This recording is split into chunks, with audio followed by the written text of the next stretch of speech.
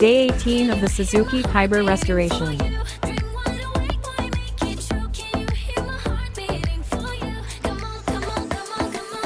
There were some welding required at the front fender area.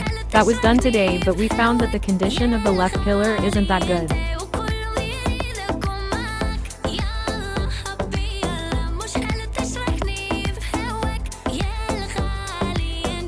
So we will buy a new pillar tomorrow and we'll be back with updates.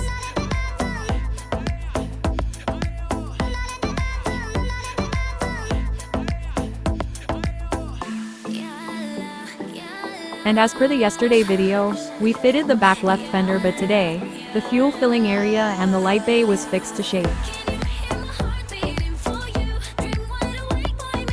Thank you so much for watching. Keep supporting and subscribe for more videos.